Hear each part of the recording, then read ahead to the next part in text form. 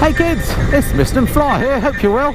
I'm out and about on yet another bike, another BMW. This is another boxer powered bike, this time it's the R1200RS. Their sort of sports tourer machine, if you like. It's only been out for a year or so, and this is the brand new machine for 2017, so it's got all the latest upgrades. So stick around, stay tuned for the next few minutes, and I'll tell you what I think to the BMW R1200RS. So the first thing you notice when you jump on the RS, a bit like when you jump on any bike you're not familiar with, is the seating position. And on this, very comfortable I have to say. It's quite different to the RT and the GS that are obviously the bikes I'm familiar with the Boxer engine, in that you're slightly more canted forward, but not by much. It's not in any sort of extreme way. It's not like you know, a sports bike proper where your back's going to take some stick. It's just a sort of a comfortable amount. I think you could ride on this for many hours and not have any problem with your back or neck or anything like that. So let's see how she does through town. Actually, it doesn't look like there's a lot of traffic about, so it won't be a great test, but nonetheless. Now, this particular version of the Boxer engine has been tuned for low down torque, so it's a little bit more sprightly at real world speeds, low down, than what I'm used to. And I have to say, I don't find the Boxer engine, the big old 1170cc unit which this is, lacking in poke anyway.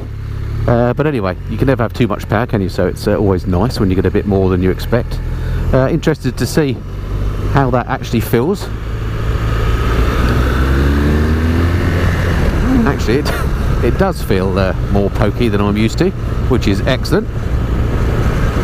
And just go back to the riding position, your legs are sort of tucked up underneath you, not too tight, but you know, again in a sort of a sportier position.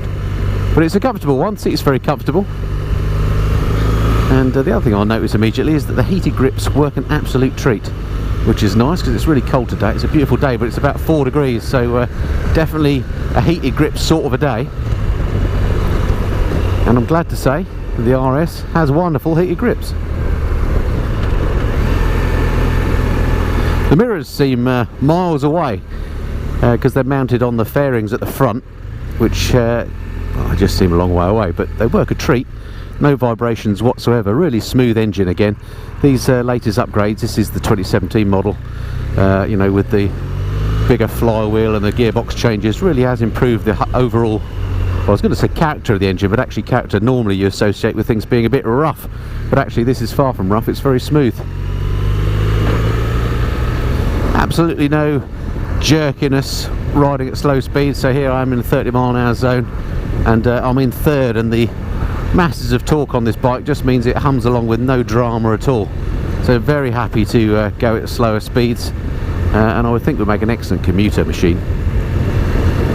One thing I'm really pleased to see on this is this amazing instrument panel, really clear, which is unusual for a BMW in my experience. Massive digits, so you can see what speed you're doing, which is nice, as well as of course an analog speedo, which you can actually read because it's lit up quite nicely. So that's a nice addition, and something I'm not used to saying about BMWs, since I usually complain about the instrument panels. Another thing you notice fairly soon about the bike is it feels, I don't know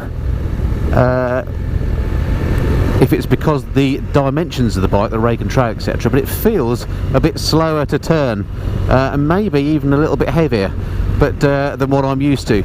It's not a particularly heavy bike. I'll look up the numbers later for you, but you can feel it's not quite as quick turning as you might expect. Now I'm comparing it to my little 899 Panigale and my Street Triple, which of course are very agile bikes, but it doesn't even feel quite as agile as the GS does, which surprised me a little bit. But that's not necessarily a bad thing, because if you're going to use this for long distance touring, which I suppose is really its mission, then actually having a bike that holds the line can sometimes be quite nice. Cornering is lovely, actually. Just coming back to this display, actually it has several modes on here, where you can change the display. At the moment I've got the speed showing in the big digits, but if you move through using the trip button, you go to style, which I'll try and look for and not crash. Okay, maybe we use the info button rather than the trip one. There we go. RDC, voltage, T-total. Gosh, there's so many parameters here. Service, right, style, right. If I hold it down now, I'm in style 2 now. Hold it down, there we go. I'm in style 0 now. And I don't know if you can see, but I now get a rev counter. And there are about 4 different styles you can select from. Slippy looking road. Getting quite a lot of wind noise off the top of this screen. It looks like it's adjustable, but I suspect it's manually adjustable. I don't know. I'll have to check that out. So an aftermarket screen might be a good option. I'm not getting any turbulence of it. It's smooth airflow, so it's the good type. So not a big deal.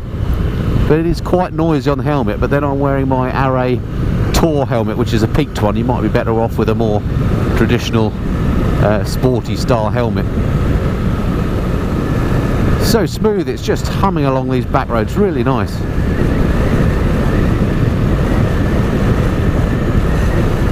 Back into a 30 zone.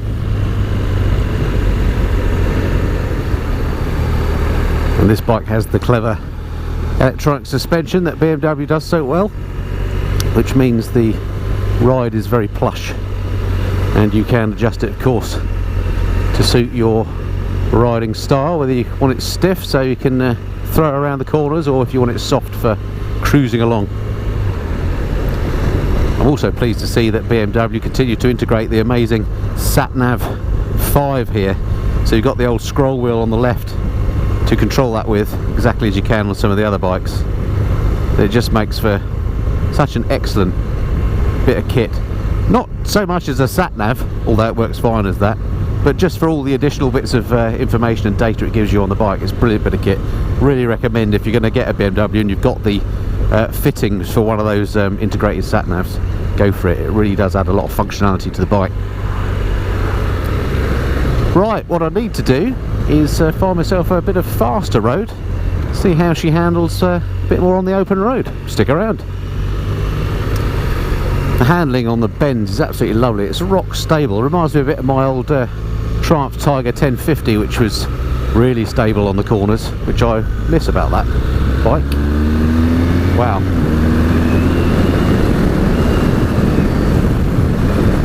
Very quickly up to motorway speeds. That bit of low down tuning they've done for grunt has paid dividends. It really does hop the twig. So this is its sort of natural habitat, dual carriageways, motorways, and the engine is just smooth and hums along. Getting quite a bit of wind again off of that windscreen, no turbulence, so it's not a problem, and my torso feels nice and protected, so I'm not being thrown off the bike. So in terms of weather and wind protection, it's perfectly adequate. I'm not feeling forced, you know, the wind isn't forcing me off the bike, so that's great. But I think maybe a different screen or one of those little MRA flip-ups just to direct it over my head would definitely be an addition. And this bike is fitted with the Gear Shift Assist Pro, the quick shifter that allows you to go up and down the box. Works really nicely on this bike. Yeah, I think it would make a fine commuter. Filtering is not an issue. You know, if you've got a long commute that's got some motorway, dual carriageway and a bit of town work, then probably the ideal mix.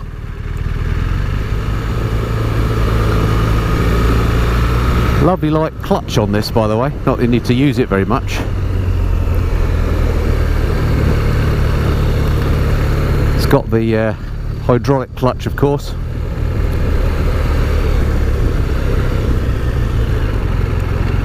Which makes it a very light action. This particular machine is fitted with some fancy brake levers and clutch levers, which look very nice. They're the HP levers, I think. Nice. Okay, let's see how she goes on the motorway.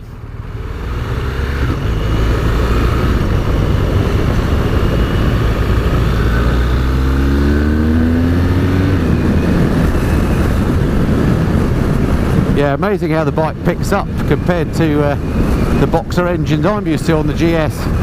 which is no slouch, but this thing just gets up to 70 quicker.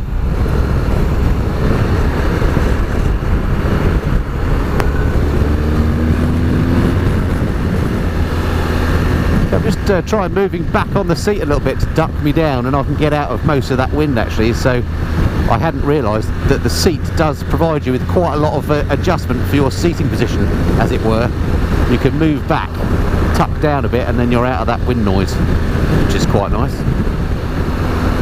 Okay, so absolutely no issue with motorway work and with filtering and so on. Let's come off the motorway at my next opportunity, find somewhere to stop, and I'll show you around the bike and talk through some of the specs.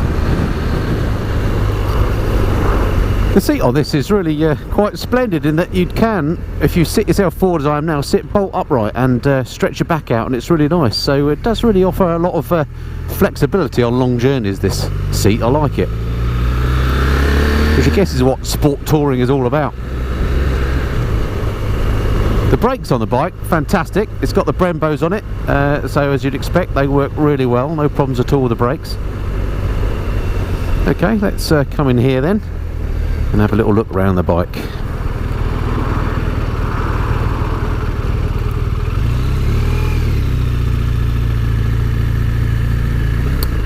This will do nicely, sir.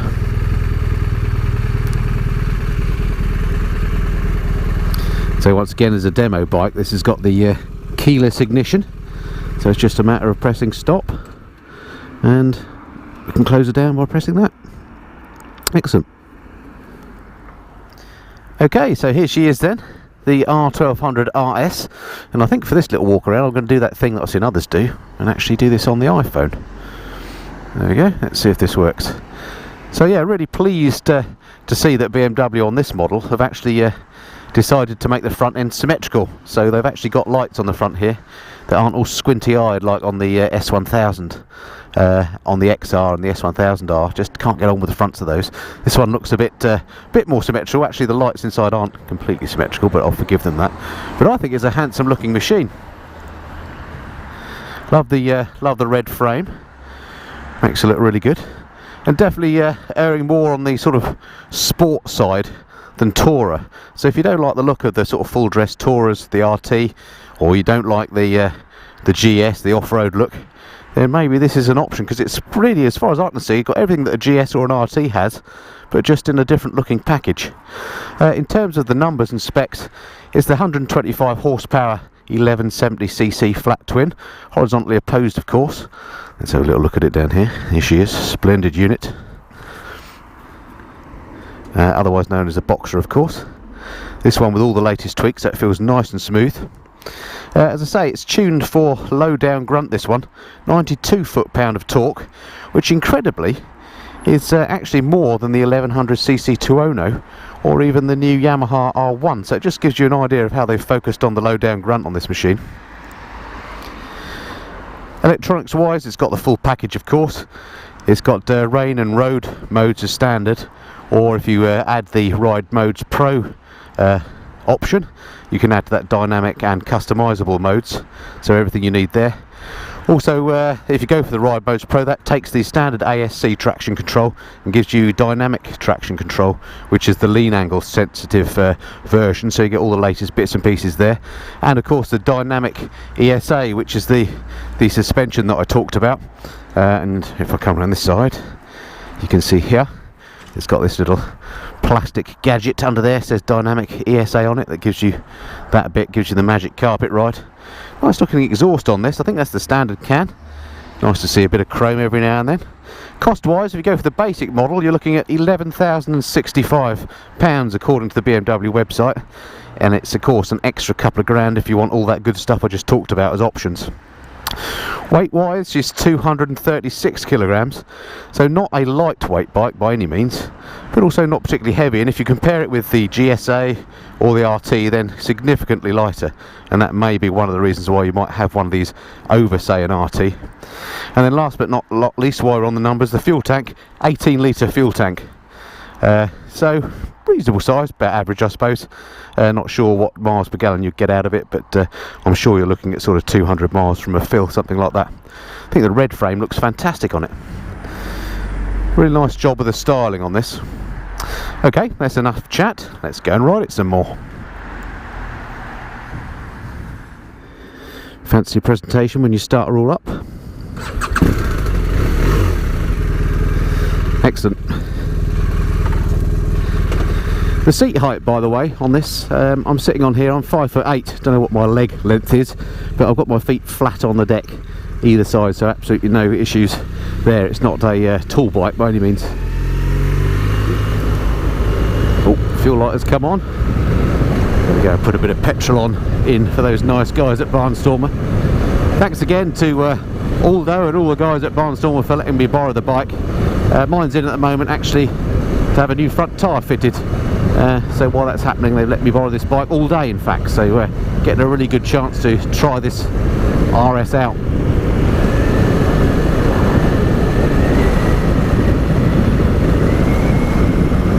Perfect on these long sweepy corners. Well, what a beautiful day for test riding a motorcycle. Normally when I go out on a new bike, it's chucking it down with rain, so it makes it a real treat that the sun is out, and this is one day amongst foggy days where the sun's going to be out. The forecast is awful for the next few days, so I'm really glad to be out. Hello, sir. So to summarise then, this ride on the R1200RS, what do I think of the bike? Well, I have to say, very, very nice, very impressed with it. It's a completely different feel to the other boxer machines that I've ridden, in that the engine itself is a little bit more pokey, noticeably so down low, and the bike itself is a little bit, the seating position is a little bit more canted forward than I'm used to in a touring bike, but it's fine, it's not extreme, it's not like a sports bike, it's not going to give you a backache, it's absolutely great in that respect. It feels really stable in the corners. I think it would be an absolute pleasure to do a really long ride on. I've just had it for the day, but very much enjoyed riding it around my local area. Holds the corners a treat, nice one with the car door. Brakes are superb, the suspension is BMW's usual magic carpet ride. Comfort wise, the seat is great, gives you lots of options to either sit straight, right up, bolt upright as I am now, or you can move back and tuck down to get out of the weather. The weather protection, pretty good. You do get some wind off the top of the screen, but it's non-turbulent, so it's not an issue. Seat height is ideal for shorties like me. I can get my feet flat on the ground. Gearbox, lovely and smooth. They've done a great job sorting out the gearbox on the boxers. No more of that clunky first gear engagement, and it just doesn't feel agricultural anymore. It feels slick. Handling is nice. I would describe it as stable. You have to sort of muscle it around the corners a little bit, but that's not a bad thing in a touring type motorcycle. Let's get past him.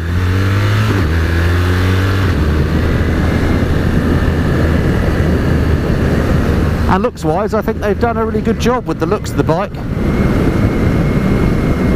She looks on the sporty end of touring, so if that's your thing, I mean, what does this give you over the RT, you might say? Why would you get one of these over the RT? Well, I guess it's weight, it's lighter weight, it's a little bit cheaper, and the styling of the thing, I guess, is what it comes down to, so it's sort of personal choice. But I can't really see anything wrong with the bike. There's nothing about it that is making me think, oh, that's awful. The mirrors work great, light controlled, it goes well, it sounds nice, it's not outrageously loud, but it's not too quiet either that you can't enjoy the engine note. Really nothing bad to say about the bike, so there you go.